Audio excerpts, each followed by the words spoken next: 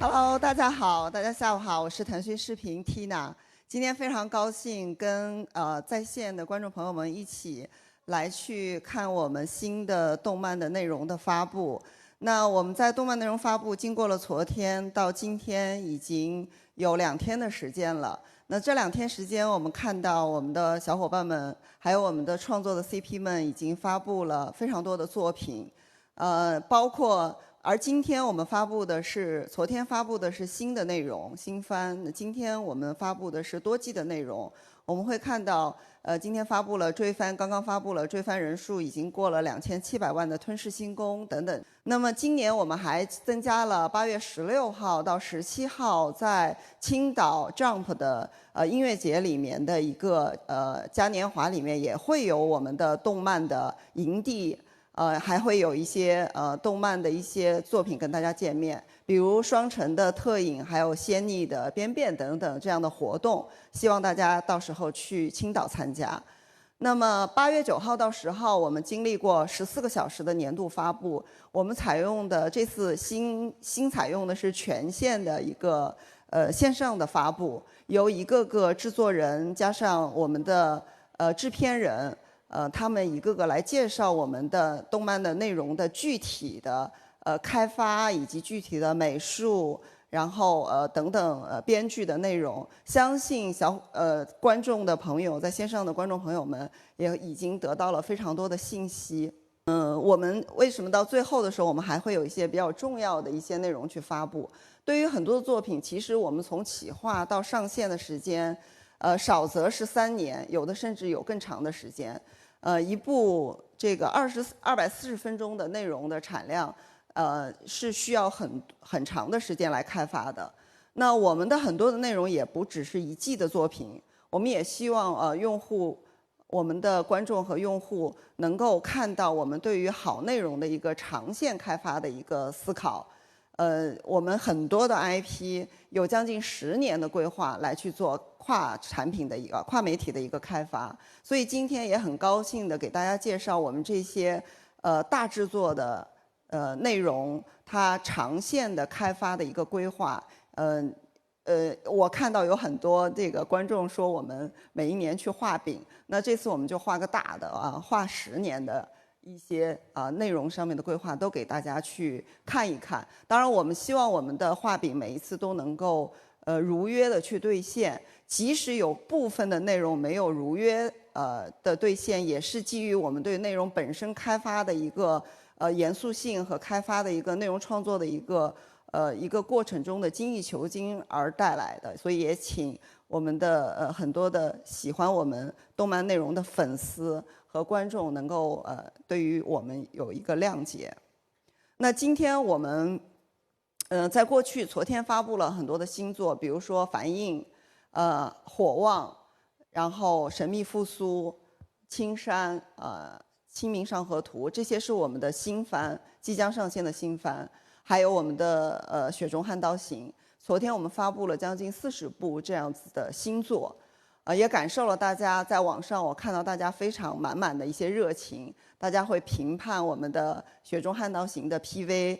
刚刚大家听到了我们最重要的3部游戏改编的作品，那么接下来5部可能更为重要的作品，它是代表着我们刚才提到的，我们会做非常长线开发的 IP。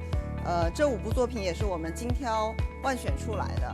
那下面一部，我想介绍一部，它凭借酸性美学和别具一格的音乐特色，既叫好又叫座，在社交媒体平台上引发了超55亿加的一个讨论量。在腾讯视频我们内部的热搜上面也是总榜12次登顶，先后获得了时代网络文学白马奖动漫改编奖、金河豚的年度动漫、新生 Pro 的媒体年度动画，并入围了今年的上海白玉兰最佳动画片和最佳动画剧本。这些成绩无疑都证明了斩神的开发和斩神的动漫的创作是给我们带来了很好的反馈。那同样我们也有对斩神动画的10年的规划。刚才我在这个也看到有一个粉丝应该是鬼迷的粉丝，他说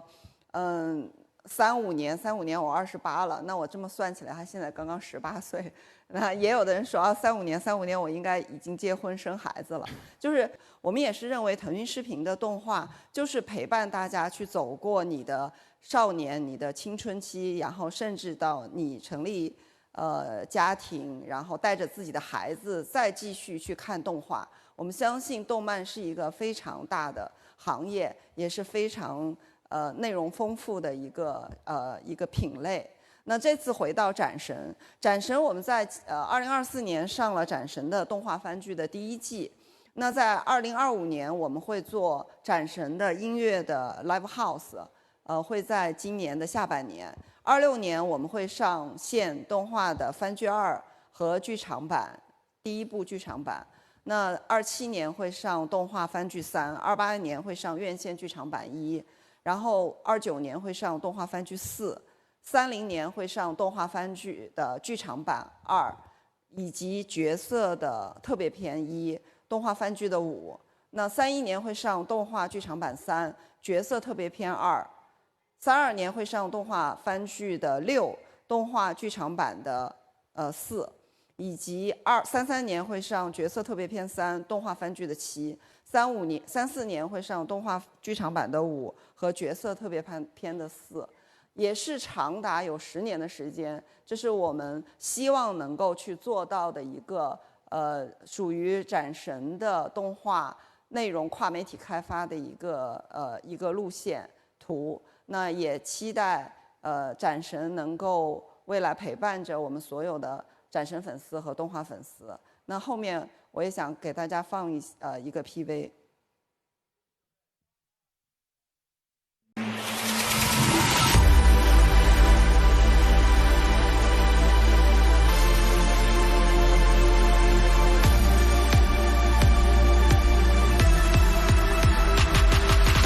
我们还有3届的机会。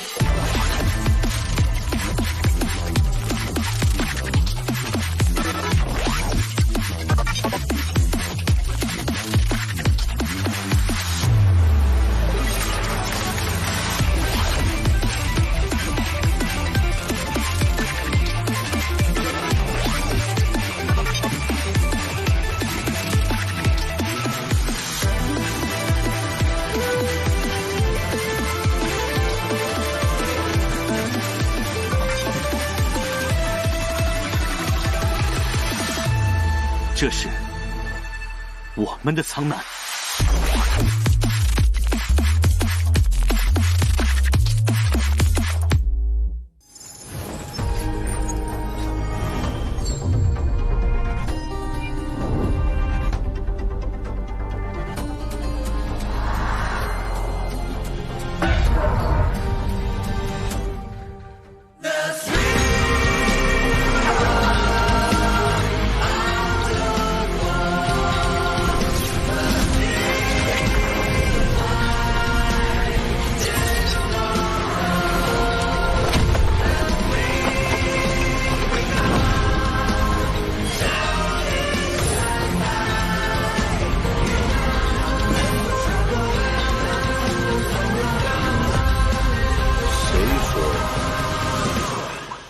下无神。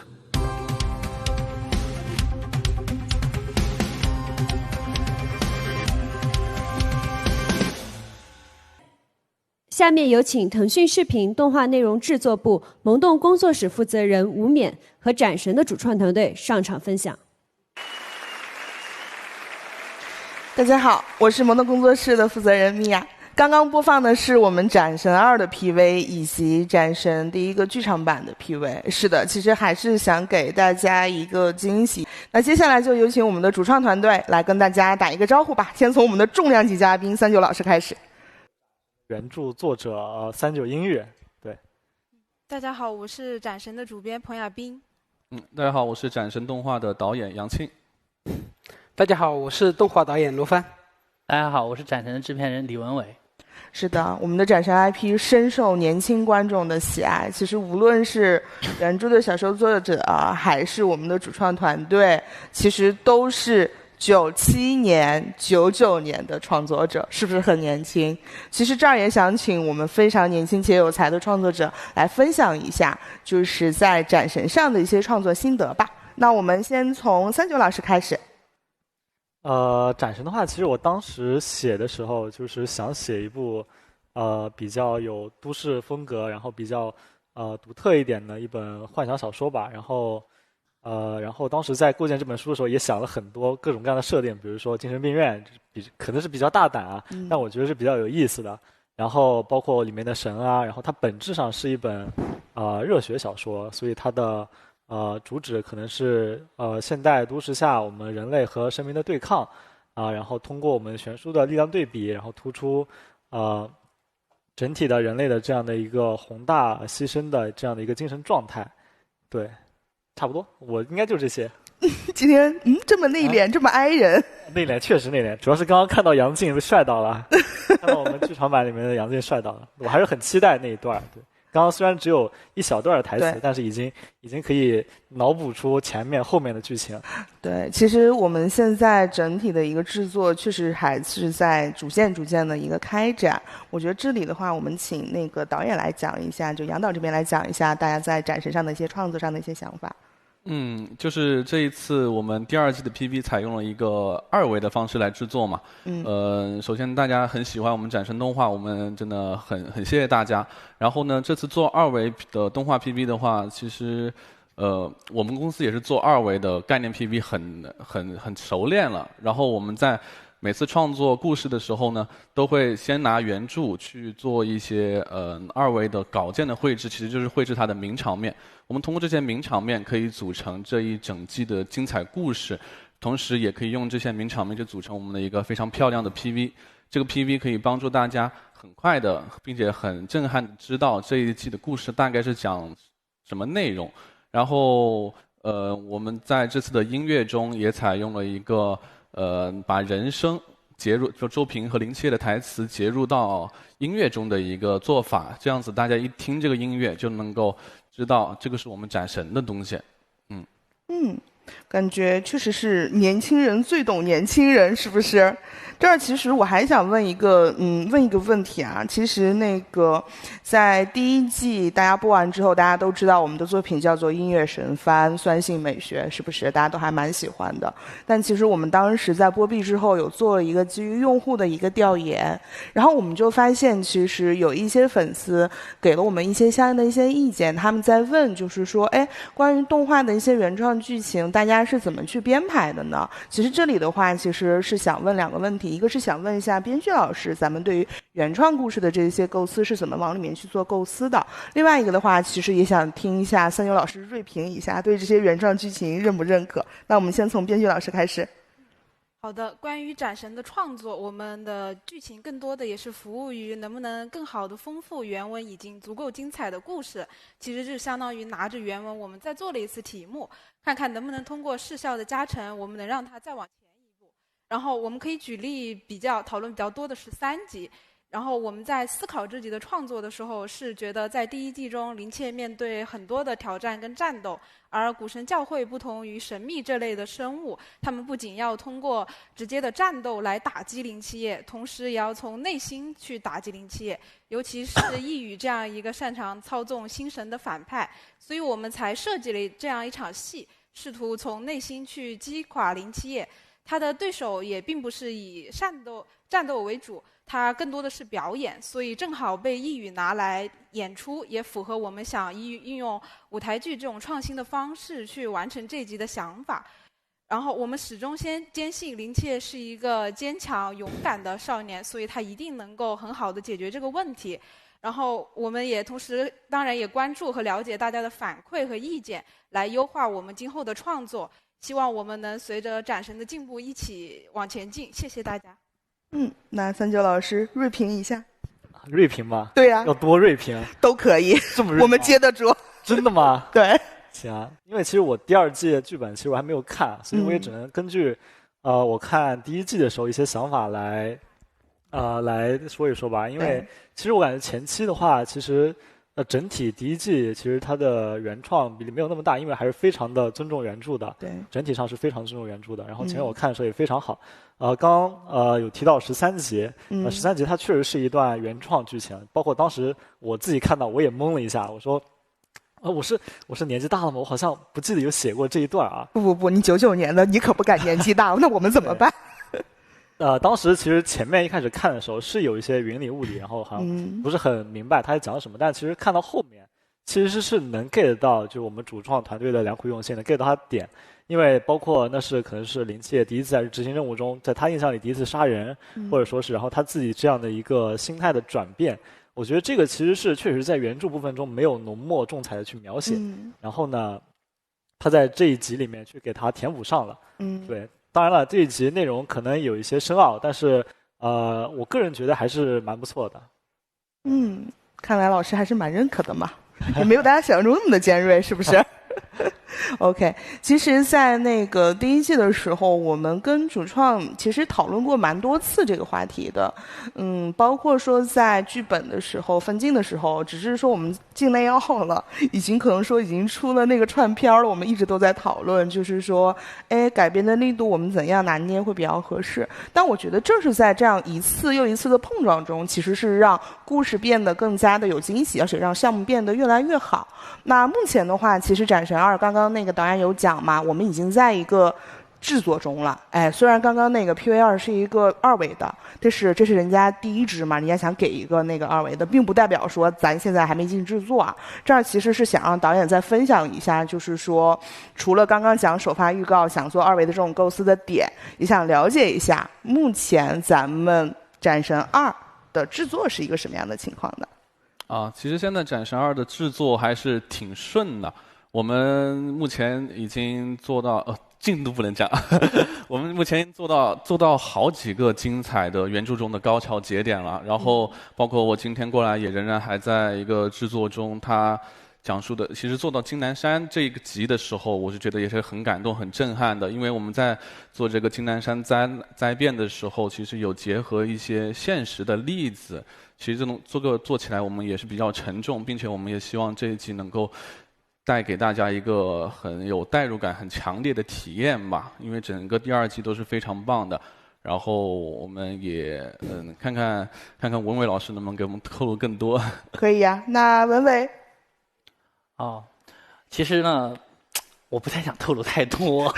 因為最精彩的劇情呢，其實我覺得金南山之戰已經是一個非常代表性的了。如果原著小說粉呢，其實應該都知道，在那一集呢，其實是拽哥的一個非常高光的場面。對，就個我人來說啊，我其實非常喜歡拽哥的。對，這裡呢，就是拽哥的這個場面，我覺得我們做得非常好。我看劇本的時候，其實我當時是有一點共情，甚至可以說直男都要流淚了。對，所以呢，後面呢，我就想說的是，我們後面其實後面劇本我也看到了，其實更加精彩。對，但是呢，我這裡就不能透露更多了。我覺得就是留給大家將來去看我們的劇集吧。我覺得你總得講一下咱第2季啥時候上吧，咱劇場版啥時候上吧。咱們劇場版咱們的番劇，我先說番劇。對，我們的番劇呢，確實在緊鑼密鼓的製作之中，預計呢大概是在明年會上。對，那其實呢，大家剛才也看到了，我們其實放了2個 PV， 對，也有一個網絡版的 PV， 對，網絡劇場版的 PV， 那個呢是《蒼南之殤》，這個呢其實是會緊接我們的番劇上的，這算是我們給大家的一個小驚喜。那所以其實觀眾朋友們可以在明年看到斬神的2部作品。是的，所以還是蠻捲的，而且這個生產週期其實確實壓力還蠻大的。對，這兒的話其實還有一個問題是在說，我其實還蠻想讓我們的那個製作團隊的老師來講一下咱們目前第2季的一些製作的一些乾貨。对，讲一讲我们的美术，讲一讲我们的人物，讲一讲。好，对，这个是我们一张尼克斯的一个给林七夜的一个新姿态，它是发生在金南山的云端之上。林七夜呢，它即将会要承载尼克斯灵魂的外观融合，并且改变，并且它这个改变是非常巨大的，不仅仅是服饰上，包括它的脸型、体型都会有一个明显的变化，可以说是变美。然后，并且我们可以看到背景它有一个巨龙，这个龙呢，它也即将会成为林七夜的一个神秘伙伴，并且这个龙它也会有多个形态的。然后在第2季中，我们都会看到这一些。然后这张图我们给的是一个氛围概念，是表现出了尼克斯除了母亲的身份之外，他在执掌黑夜权柄向外表现那种强大和神圣的力量。好的，这张图可以说是我最喜欢的一张图。陈木野对抗冰霜巨人，虽然陈木野不是天花板，但是是一个实力非常强劲的男人。第1季中，我们也对他的实力有过描述，比如说他跟韩少云的一场战斗，陈木野非常厉害。那这1季中，我们也会提到他以前的一些过往跟白无常、少平哥的一些故事。而陈木野在苍南决战这一场的话，他独自一个人迎面向苍南进攻来的敌人，这一刻我看到的时候，感触就是他毫不犹豫，绝不后悔。好嘞，这个其实不是我们第2季内容，它其实比较接近于其实是我们苍兰之殇的一个最终决战。这一场林七夜他会得到他的又一个新形态，就除了他的女神形态以外，他还有一个新形态，他会瞬间换掉发型，然后变成白发，一定程度上体现了他对他现在所遭遇的事情对他的巨大冲击。然后同时他身上也会突出展现米迦勒的一个代表色，一个金色。然后它背后大家可以看到有个巨大的生物，这个程度其实是匹配了剧场版最顶峰的剧情的。但是我也这里说一点，这个背后这个生物，它哥某拉，它并不会长成一模一样的样子。我们会要就是小心，不能太说太多啊，它会有一定程度上的改变啊，我就不说太多了。OK， 其实看完之后，是不是大家会觉得更加的期待，更加想催更了呢？其实整个展陈的 IP 对于视频和番茄以及神漫来说，将会是一部大家会持续去深耕细作的这样的一个作品。如缇娜姐刚刚所讲嘛，其实对于这个 IP， 我们有一个很长线的一个规划。那接下来的话，我们会觉得说，像主线内容的开发上，我们主要还是会以剧集，然后剧场版的样式，咱们去综合的去呈现林七夜的这样的一个成长。然后在每一件我们结尾的人神之战中，我们就会用刚刚提到的这种剧场版的高规格的制作样式，让观众能够有一个非常好的这样的一个视听体验。这是我们的主线开发。那在群像角色的塑造上，其实我们就会推出人气角色的一个特别篇，去更加鲜活的去呈现我们的角色。比如说像拽哥沈清竹，包括最强的大脑阿青鱼，包括我们的剑神周平等等，这只是举例啊，并不是说我们现在定下来的一个开发的一个顺序。对，除此之外的话，基于我们斩神音乐神番的这样的一个魅力呢，小小的爆料一下嘛，就是刚刚有提到我们的音乐是比较多样的，那在第2季里面，我们会有更多的音乐的样式的一个呈现。另外的话，我们还会在今年大概在10月份左右，会开启新一轮的斩神的音乐 Live House 巡演。我们希望能够让更多的粉丝在多个城市里面，多个城市里面能够感受到我们斩神的一个魅力。对于这个 IP， 我们和我们年轻的创作者们有着非常多天马行空想要落地的一些内容。那在这儿的话，请观众给我们一点点时间，让我们先从今年10月份的音乐巡演开始。感谢大家。好的，刚刚我们看了斩神的一个发布的周期，也跟创作者去聊了斩神未来开发的一个方向。我相信很多粉丝应该去理解了我们对于院线剧场版的期待。刚才我跟39老师在沟通的时候也在说，那未来我们的斩神或者是其他的作品也是一定一起要去考虑院线剧场版的。那我们就为我们的作品的质量去卷起来吧。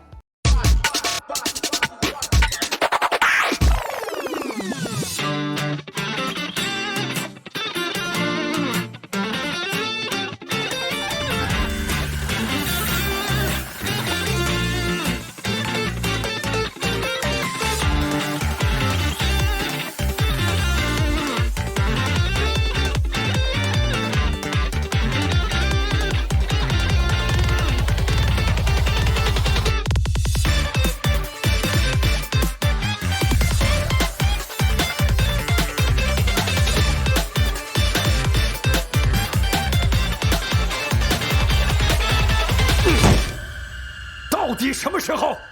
嘿，6月25号。